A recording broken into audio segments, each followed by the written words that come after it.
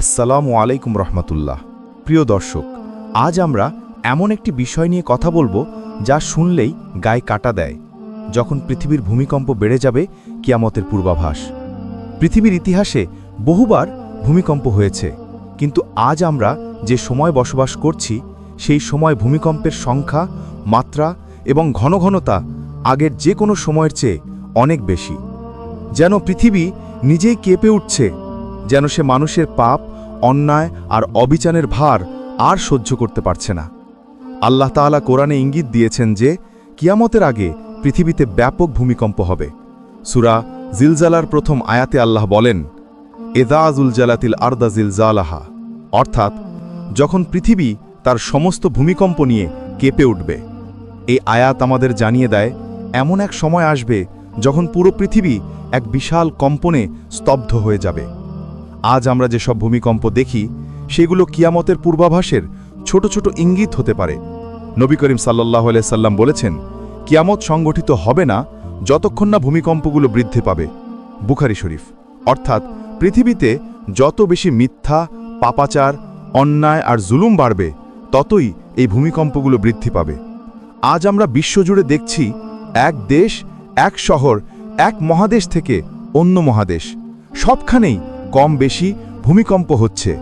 কেউ নিরাপদ নয়। আফগানিস্তান, তুরস্ক, জাপান, চিলি, নেপাল সবখানে মৃত্যুর আহাজারি। মানুষ আজ বিজ্ঞান দিয়ে ব্যাখ্যা খোঁজে, tectonic plate, fault line, seismic pressure, কিন্তু প্রকৃত সত্য হল সব কিছুই আল্লাহ নির্দেশে ঘটে। পৃথিবী যখন কেঁপে ওঠে সেটা শুধুই ভূবিজ্ঞানের ফল নয়, বরং আল্লাহর এক সতর্কবার্তা। এটা যেন মানুষের জন্য এক শেষ আহ্বান। হে মানুষ, ফিরে এসো, আমি এখনও তোমাকে সুযোগ দিচ্ছি। আল্লাহ তাআলা কোরআনে বলেন, আমি আমার নিদর্শনসমূহ পাঠাই যেন তারা চিন্তা করে। সূরা রুম ৪১। পৃথিবীর ভূমিকম্প বেড়ে যাওয়ার পেছনে শুধু প্রাকৃতিক কারণ নয়, মানুষের পাপাচারও জড়িত। যখন সমাজে সুদ বৈধ হয়ে যায়, নারী পুরুষের অনাচার ছড়িয়ে পড়ে, মিথ্যা কথাকে সত্য মনে করা হয়, তখন আল্লাহর গজব নামতে শুরু করে। নবীজি সাল্লাল্লাহু আলাইহি সাল্লাম বলেছেন, যখন কোনো জাতি ব্যভিচারে লিপ্ত হয় তখন তাদের মধ্যে এমন রোগ ছড়িয়ে পড়ে যা আগে কখনো দেখা যায়নি।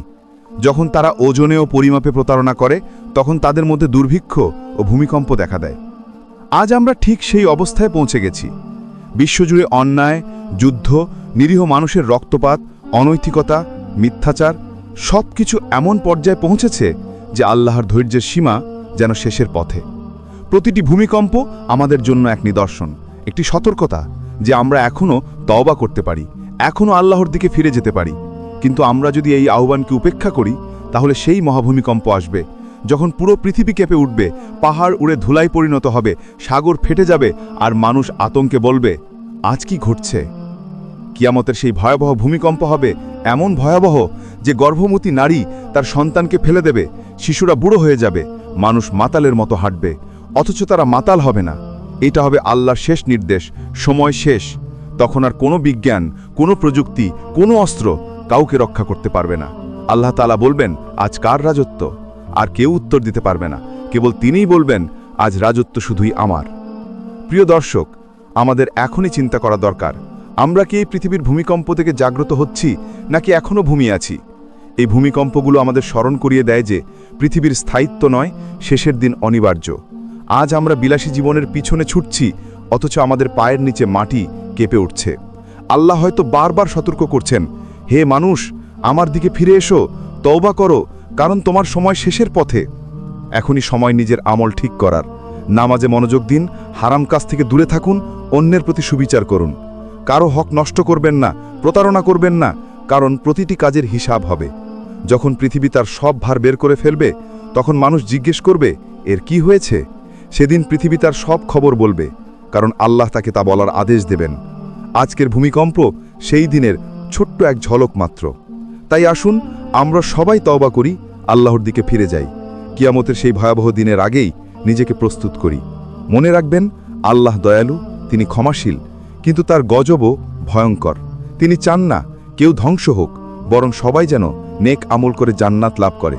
প্রিয় ভাই ও বোনেরা, যদি আপনি চান আল্লাহ রহমত আপনার উপর বর্ষিত হোক, তাহলে আজ থেকেই বদলে যান। নামাজে মনোযোগ দিন, হারাম কাজ থেকে দূরে থাকুন, অন্যের প্রতি সুবিচার করুন। কারো হক নষ্ট করবেন না, প্রতারণা করবেন না, কারণ প্রতিটি কাজের হিসাব হবে। যখন পৃথিবী তার সব ভার বের করে ফেলবে, তখন স্বচ্ছ মানুষই আল্লাহ নিরাপত্তায় থাকবে। যদি আপনি এমন আরও ইসলামিক ভিডিও দেখতে চান যা আপনাকে সত্য, সতর্কতা এবং পরকালের জন্য প্রস্তুত করবে, তাহলে এখনই আমাদের চ্যানেলটি সাবস্ক্রাইব করুন, ভিডিওটি লাইক দিন এবং আপনার প্রিয়জনদের সঙ্গে শেয়ার করুন, যেন তারাও এই বার্তাটি জানতে পারে। আল্লাহ আমাদের সবাইকে হেদায়েত দিন। আমিন।